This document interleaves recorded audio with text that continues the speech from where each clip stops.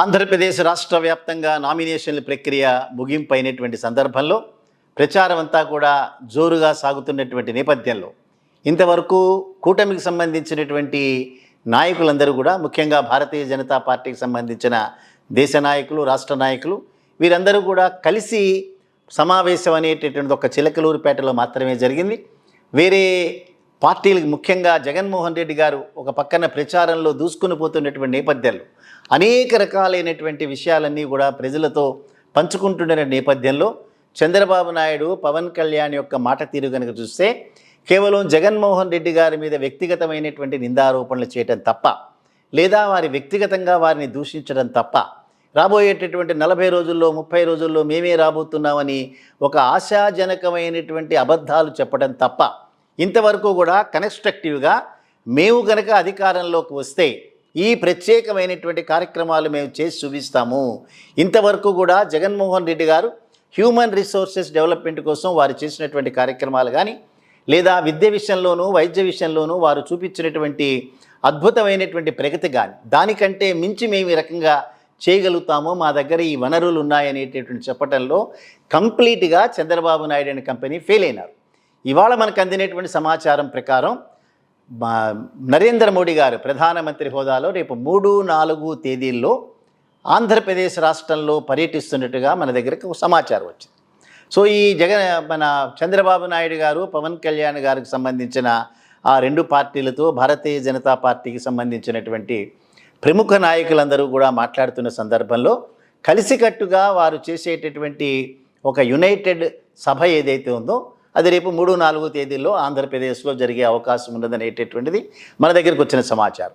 అయితే భారతీయ జనతా పార్టీకి సంబంధించినటువంటి 10 మంది శాసనసభ్యులు కంటెస్ట్ చేసేటటువంటి నియోజకవర్గాలు, 6 పార్లమెంటు సభ్యులు కంటెస్ట్ చేసేటటువంటి నియోజకవర్గాలు. ఈ నియోజకవర్గాల్లో నరేంద్ర మోడీ గారు కేవలం 4 నియోజకవర్గాలు మాత్రమే కలిసే అడ్రస్ చేసేటటువంటి అవకాశం ఉన్నట్టుగా మన దగ్గరికి సమాచారం. ఈ 4 నియోజకవర్గాలు ఎక్కడా కూడా భారతీయ జనతా పార్టీని ఏళ్ల తరబడి నమ్ముకుని వారి తరఫున కంటెస్ట్ చేసేటటువంటి వ్యక్తుల యొక్క నియోజకవర్గాలు ఎక్కడా లేవు. బయట నుంచి వచ్చినటువంటి కిరణ్ కుమార్ రెడ్డి గారి యొక్క తమ్ముడు ఎవరైతే ఉన్నాడో పీలేరు నుంచి వారు కంటెస్ట్ చేస్తున్నారు. సో నల్లారి కిషోర్ కుమార్ రెడ్డి, ఆ కిషోర్ కుమార్ రెడ్డి కంటెస్ట్ చేసేటటువంటి అంటే పరాయి వాళ్ళు, అతను కూడా తెలుగుదేశం పార్టీ తరఫు నుంచి కంటెస్ట్ చేస్తున్నాడు, భారతీయ జనతా పార్టీ నుంచి కాదు. తమ్ముడు ఒక పార్టీలో, అన్న ఇంకో పార్టీలో ఉన్నారు. తప్పదు, ఉండొచ్చు, అటువంటివి తప్పేమీ లేదు. సో ప్రధానమంత్రి హోదాలో ఉండేటటువంటి వ్యక్తి ఉమ్మడి సభ ఏదైతే ఉందో మొట్టమొదటిగా పీలేరు, చిత్తూరు జిల్లాలో పీలేరులో మాట్లాడేటటువంటి అవకాశం అది కిషోర్ కుమార్ రెడ్డి గారు, నల్లారి కిరణ్ కుమార్ రెడ్డి గారి తమ్ముడైనటువంటిది. రెండో నియోజకవర్గం తెలుగుదేశం పార్టీకి సంబంధించినటువంటి ఒక ఇన్ఫార్మర్, అంటే భారతీయ జనతా పార్టీలో తెలుగుదేశం పార్టీకి సంబంధించినటువంటి విషయాలన్నింటినీ కూడా ఆంధ్రప్రదేశ్ రాష్ట్రంలో చొప్పించేటటువంటి దాంట్లో కృతకృత్యులైనటువంటి వ్యక్తుల్లో ప్రథముడు సుజనా చౌదరి గారు. సో సుజనా చౌదరి గారు కంటెస్ట్ చేసేటటువంటి వెస్ట్ నియోజకవర్గంలో మరొక విజయవాడలో ఒక సభ పెట్టడానికి రెండో సభ నిర్ణయించినారు. మూడోది ఏళ్ల తరబడి చంద్రబాబు నాయుడు గారి యొక్క కుటుంబ సభ్యురాలు. సో జగన్మోహన్ రెడ్డి గారి లాంగ్వేజ్లో చెప్పాలంటే తండ్రిని ఒక చేత్తో వెన్నుపోటు పొడిచినటువంటి ఆ కార్యక్రమంలో అద్భుతమైనటువంటి రోల్ ప్లే చేసినటువంటి పురంధరేశ్వరి గారు, చంద్రబాబు నాయుడు గారు ఆదేశాల ప్రకారం కాంగ్రెస్ పార్టీలో జాయిన్ అయినారు. మళ్ళీ వారి ఆదేశాలు రివైవ్ చేసుకుని మళ్ళీ వారి ఆదేశాల ప్రకారం భారతీయ జనతా పార్టీలో జాయిన్ అయ్యి అక్కడ ఒక అధ్యక్షురాలై చివరికి చంద్రబాబు నాయుడు గారు చెప్పినటువంటి వ్యక్తులకు మాత్రమే సీట్లు, టికెట్లు ఇచ్చేటటువంటి వ్యవహారంలో వారు కూడా కంటెస్ట్ చేస్తున్నటువంటి రాజమండ్రి నియోజకవర్గంలో 3వ సభ జరగబోతోంది. ఇక 4వ సభ దండిగా డబ్బులు ఉంచుకుని ఎవరికి ఏ రకంగా అంటే ఎలక్టోరల్ బాండ్స్లో నిజానిజాలు బహిర్గతమయ్యాయి. సీఎం రమేష్ అనేటటువంటి వ్యక్తి ఉండేది భారతీయ జనతా పార్టీ, కాంట్రిబ్యూట్ చేసింది మాత్రం కాంగ్రెస్ పార్టీకి. 30 కోట్ల రూపాయల ఎలక్టోరల్ బాండ్స్ అనేటటువంటిది కాంగ్రెస్ పార్టీ కాంట్రిబ్యూట్ చేసినారు. అదే రకంగా జనతాదళ్, కర్ణాటకలో ఉండేటటువంటి జనతాదళ్కి ఆంధ్రప్రదేశ్ రాష్ట్రంలో సీఎం రమేష్కున్న సంబంధ బాంధవ్యాలు ఏమున్నాయో మనకు తెలియదు, కానీ 10 కోట్ల రూపాయలు వారికి కాంట్రిబ్యూషన్ ఇచ్చినారు. ఇక మూడోది మాతృ సంస్థ, ఏ సంస్థ నుంచి అయితే ఇన్ఫార్మర్గా భారతీయ జనతా పార్టీలో ఉన్నారో ఆ సంస్థకు మరొక 10 కోట్ల రూపాయలు ఇవ్వటం అనేటటువంటిది. సో భారతీయ జనతా పార్టీకి 1 రూపాయి ఇవ్వకపోయినా వారికి వెన్నుదన్నుగా ఉంటూ వారి యొక్క ఫైనాన్షియల్ కార్యక్రమాలన్నీ మీదేసుకుంటూ వేరే పార్టీలకు కూడా డొనేషన్ ఇచ్చినటువంటి సీఎం రమేష్ కంటెస్ట్ చేస్తున్న అనకాపల్లి నియోజకవర్గం నుంచి 4వ సభ అనేటటువంటిది జరగబోతోంది. సో ఈ వ్యవహార శైలి కనుక చూస్తే భారతీయ జనతా పార్టీకి ఫైనాన్షియల్గా ఉపయోగపడే వ్యక్తులు మాత్రమే గెలిచేటటువంటి ప్రాంతాల్లో నరేంద్ర మోడీ గారు క్యాన్వాస్ చేయటం. సో ఇది వారికి సంబంధించిన ఎక్కడ క్యాన్వాస్ చేయాలని వారికి సంబంధించిన విషయమైనా కూడా ఇంకా వారు చేసేటటువంటి ప్రచారం ఏ రకంగా ఉండబోతోందనే దాని మీద కూడా మనం ఒక్కసారి మాట్లాడాలి. చిలకలూరిపేట సభలో నరేంద్ర మోడీ గారు జగన్మోహన్ రెడ్డి గారిని ఒక్క పల్లెత్తు మాట అనలేదు. జగన్మోహన్ రెడ్డి గారి గురించి ఏ మాట మాట్లాడకపోగా ప్రముఖంగా ఇక్కడ పెండింగ్లో ఉన్నటువంటి విషయాల మీద డిలే చేసినటువంటి పార్టీగా భారతీయ జనతా పార్టీగా గడిచినటువంటి 10 సంవత్సరాల కాలంలో ప్రధానమంత్రిగా ఉంటూ ఆంధ్రప్రదేశ్ రాష్ట్రానికి ఫైనాన్షియల్గా ఆర్థిక పరంగా అన్యాయం చేసినటువంటి పార్టీగా ఇవాళ నరేంద్ర మోడీ గారు ఆంధ్రప్రదేశ్ రాష్ట్ర ప్రజలకి రేపు 3-4 తేదీల్లో వారు చేసేటటువంటి ప్రచార సభలో తప్పనిసరిగా సమాధానం చెప్పి తీరాల్సిందే. మొట్టమొదటిగా పోలవరం ఏదైతే టోటల్ రిహాబిలిటేషన్ కార్యక్రమాలతో కలిపినటువంటి 58,000 కోట్ల రూపాయలు ఏదైతే ఉందో ఆ 58,000 కోట్ల రూపాయలు ఇస్తారా ఇవ్వరా అనేటటువంటి ప్రధానం. ఇవాళ విభజన చట్టంలో పొందుపరచబడినటువంటి పోలవరం ప్రాజెక్ట్ ఇది కేంద్ర ప్రభుత్వమే కట్టివ్వాల్సినటువంటి అవసరం. చంద్రబాబు నాయుడు గారు ఈ కమిషన్ల కోసం కక్కుర్తిపడి దాన్ని వారు తీసుకుని కట్టలేకపోయినటువంటి వైనం, ఆ తర్వాత డయాఫ్రమ్ వాళ్ళు దెబ్బతింటం వల్ల కట్టలేనటువంటి పరిస్థితుల్లో చంద్రబాబు నాయుడు ప్రభుత్వం జగన్మోహన్ రెడ్డి గారిని తోసివేసింది. దాని మీద రిపేర్లు చేయలేనటువంటి అశక్తత కేంద్ర ప్రభుత్వానికి. ఇవాళ ఎప్పటికో కంప్లీట్ కావాల్సినటువంటి ఒక అగ్రికల్చర్ రాష్ట్రంలో పోలవరం ప్రాజెక్టు కనుక కంప్లీట్ అయ్యిండుంటే ప్రపంచ అవసరాలు తీర్చగలిగినటువంటి అగ్రికల్చర్ ప్రోడక్ట్స్ అన్నీ కూడా తయారు చేయగలిగినటువంటి సామర్థ్యం ఆంధ్రప్రదేశ్ రైతుల దగ్గర ఉంది.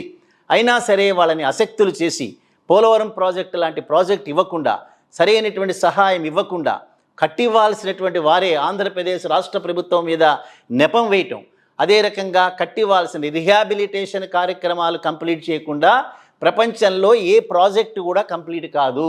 వారికి ఇచ్చేటటువంటి ధరలు, వారి పోగొట్టుకునేటువంటి భూమి ధరలు, వారికి మళ్ళీ చేసేటటువంటి పునరావాసం, ఇవన్నీ కలిపితేనే ఒక ప్రాజెక్ట్ తయారవుతుంది.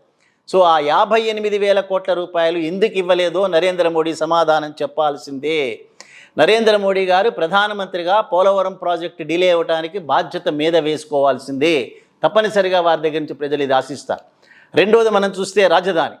జగన్మోహన్ రెడ్డి గారు మాకు 3 రాజధానులు మాత్రమే ఆంధ్రప్రదేశ్ రాష్ట్రం డెవలప్ అవడానికి అవసరం అన్నప్పుడు భారతీయ జనతా పార్టీ కేంద్ర ప్రభుత్వం ఒకసారి ఒక మాట, మరొకసారి మరొక మాట, రాష్ట్ర వ్యాప్తంగా మేము అమరావతిలో ఉన్నామంటారు. కేంద్ర ప్రభుత్వం రాష్ట్ర ప్రభుత్వానికి అధికారం ఉంది ఎక్కడైనా క్యాపిటల్ పెట్టుకునే మాట ఇవాళ నరేంద్ర మోడీ ఖచ్చితంగా సమాధానం చెప్పాల్సిందే. క్యాపిటల్కి వారు ఎందుకు ఇవ్వలేకపోయినారు? ఆంధ్రప్రదేశ్ రాష్ట్ర ప్రభుత్వం నిర్ణయించినటువంటి ప్లేస్కి, విశాఖపట్నానికి కేంద్ర ప్రభుత్వంగా ఎందుకు సమాధానం చెప్పలేకపోయినారు? అదే రకంగా కర్నూలులో న్యాయ రాజధాని ఉండాలి అనేటువంటి వారి కోరికని ఎందుకు తీర్చలేకపోయినారు? ఇప్పటిదాకా సమాధానం చెప్పాలి. అదే రకంగా రైల్వే జోన్, మరీ ముఖ్యంగా ప్రత్యేక హోదా. జగన్మోహన్ రెడ్డి గారు, నరేంద్ర మోడీ గారు విశాఖపట్నం వచ్చిన సందర్భంలో మీకు మాకు మధ్యలో ఉండేటటువంటి కేంద్ర ప్రభుత్వం రాష్ట్ర ప్రభుత్వానికి ఉండేటటువంటి ఆ సంబంధ బాంధవ్యాలే తప్పిస్తే మీ పార్టీ వేరు మా పార్టీ వేరు, మిమ్మల్ని మేము వ్యతిరేకిస్తామని కుండబద్దలు కూడా చెప్పినారు. సో ఇవాళ కూడా ఏదో భ్రష్టాచారం, ఏదో రాజకీయపరమైనటువంటి వ్యాఖ్యానాలు, అవినీతిలో ఉన్నారు. అవినీతులు ఎవరూ లేరు. మొన్ననే రాజ్నాథ్ సింగ్ గారు మాట్లాడుతూ ఆంధ్రప్రదేశ్ రాష్ట్రం అప్పుల కుప్పలో మునిగిపోయిందని ఒక మాట మాట్లాడినారు. రాజ్నాథ్ సింగ్ గారు ఆంధ్రప్రదేశ్ రాష్ట్ర ప్రజలను మోసం చేయలేరు. మీరు అనుకున్నట్లుగా ఆంధ్రప్రదేశ్ రాష్ట్ర ప్రజలు తెలివి తక్కువ వారు కాదు. మీరు ఎప్పుడైతే 2014 సంవత్సరంలో కేంద్ర ప్రభుత్వాన్ని చేతిలోకి అధికారంలో తీసుకున్నారో కేవలం 58,000 కోట్ల రూపాయలు మాత్రమే ఉండేటటువంటి అప్పులు భారతదేశానికి ఇవాళ 1,83,00,000 కోట్ల రూపాయలకు చేరిన అప్పులు ఎందుకైనాయో రాజ్నాథ్ సింగ్ సమాధానం చెప్పాలి. అదే మీకు సంబంధించినటువంటి ఆర్థిక మంత్రి పార్లమెంట్లో మాట్లాడుతూ ఆంధ్రప్రదేశ్ రాష్ట్రానికి కేవలం 4,23,000 కోట్ల రూపాయలు మాత్రమే అప్పులు ఉన్నాయని పార్లమెంటు సాక్షిగా మీ ఆర్థిక మంత్రి డిక్లేర్ చేస్తే మీరు ఇవాళ 12 లక్షల కోట్ల రూపాయలు ఉందని అబద్ధం చెప్తారా? ఇవాళ మీరు కేంద్ర మంత్రులా లేకపోతే ఏదైనా సాధారణ స్థాయి నాయకులా? మీరు కూడా సమాధానం చెప్పాలి. ఒకవేళ ఆంధ్రప్రదేశ్ రాష్ట్ర ప్రభుత్వం కనుక అప్పుల కుప్పలో కనుక అయితే ఏ రకంగా మీరు 1,83,00,00,000 కోట్ల రూపాయలు అప్పు చేసినారు. అదే రకంగా మీకు సంబంధించినటువంటి మేనిఫెస్టో కనుక తయారు చేస్తే ఇవాళ జగన్మోహన్ రెడ్డి గారు ఏమైతే ఇస్తున్నారో అవన్నీ 3 రెట్లు ఇస్తామన్నారు. ఎక్కడి నుంచి డబ్బులు పట్టుకొస్తారు మీరు? ఇవాళ 12 లక్షల కోట్ల రూపాయలకు అప్పులు కనుక అయితే రేపు మీరు 24 లక్షల కోట్ల రూపాయల అప్పులు చేస్తారు. ఆంధ్రప్రదేశ్ రాష్ట్ర ప్రజలందరూ కూడా తెలివైన వారు, తెలివి తక్కువ వారు అనుకోవడానికి లేదు. సో ఇవాళ మీరు ఉమ్మడి మహాసభలు వచ్చి పెట్టుకున్నప్పుడు తప్పనిసరిగా ఆంధ్రప్రదేశ్ రాష్ట్రానికి సంబంధించిన పెండింగ్ అంశాల మీద నరేంద్ర మోడీ మాట్లాడాల్సిందే. లేదా అతను మాట్లాడిన ప్రతి అబద్ధాన్ని కూడా తప్పనిసరిగా వైసీపీ పార్టీ రాష్ట్ర ప్రజలందరూ కూడా అర్థం చేసుకుంటారు. ఆ రూపంలోనే ఖండనలు ఉంటాయి. సో భారతీయ జనతా పార్టీ కూటమి ఏదైతే ఉందో, మీరు ఇంకొక ప్రధానమైనటువంటిది పవన్ కళ్యాణ్ గారు మాట్లాడినట్టుగా చంద్రబాబు నాయుడు గారితో కూటమిలో జత కట్టడానికి భారతీయ జనతా పార్టీ ఇష్టంగా లేదని చెప్పారు. ఎందుకు ఇష్టంగా లేదో కూడా ఆంధ్రప్రదేశ్ రాష్ట్ర ప్రజలకు చెప్పి తీరాల్సిందే అనేటటువంటి డిమాండ్లని మీరు కూడా పరిశీలిస్తారని ఆశిస్తాం. ఈ రూపంలోనే ఒక వీడియో అనేటటువంటిది వైరల్ అవుతోంది. ఆ వీడియోలో భువనేశ్వర్ గారు, అది ఎంతవరకు వాస్తవం అనేటిది మనకు తెలియకపోయినా, ఆ వీడియోలో దళితులందరినీ కూడా భువనేశ్వర్ గారు అనరాని మాటలు అన్నట్టుగా బయట ప్రచారం జరుగుతోంది. ఏవైనప్పటికీ కూడా సోషల్ మీడియా పాపులర్ అయిన సందర్భంలో ఏ వర్గాన్ని కూడా ఎవరూ కూడా తక్కువ చేసి మాట్లాడడానికి వీల్లేదు. ఎక్కడ మాట్లాడినా అవన్నీ కూడా బయటకు వస్తాయి. సో దానిలో ఉపయోగించినటువంటి భాష కానీ, అందులో ఉపయోగించినటువంటి పదజాలం కానీ తప్పనిసరిగా దళితులందరూ కూడా తీవ్రంగా వారు అవమానానికి గురయ్యేటటువంటి అవకాశం ఉంది. తీవ్రంగా వారి యొక్క మనోభావాలు కూడా దెబ్బతినేటటువంటి ప్రమాదాలు ఉన్నాయి. ఏవైనప్పటికీ వారే చెప్పాలి దానిలో వారు ఆ పదాన్ని ఉపయోగించినారా, డీప్ ఫేక్ అనేటటువంటి దాన్ని ఉపయోగించినారని తెలుగుదేశం పార్టీ దాన్ని కండెమ్ చేసింది. కానీ ఒరిజినల్ వీడియో ఉన్నప్పుడు మాత్రమే ఈ రకంగా డీప్ ఫేక్ వీడియోలు తయారు చేయటం కానీ, ఆడియో వీడియోలో ఉన్నట్టుగా మనం ఎప్పుడు చూడలేదు. ఫోటోల్ని ఆ రకంగా చేయటం మనం విన్నా తప్పిస్తే, ఏవైనప్పటికీ ఇటువంటివి తప్పనిసరిగా అవాయిడ్ చేయాల్సిన అంశాలు. ఇవాళ వైరల్ అవుతున్నటువంటి సోషల్ మీడియాలో వైరల్ అవుతున్నటువంటి మాటలు ఏవైతే ఉన్నాయో ఇవి తప్పనిసరిగా ఖండించాల్సినటువంటి మాటలుగానే మనం భావించాలి.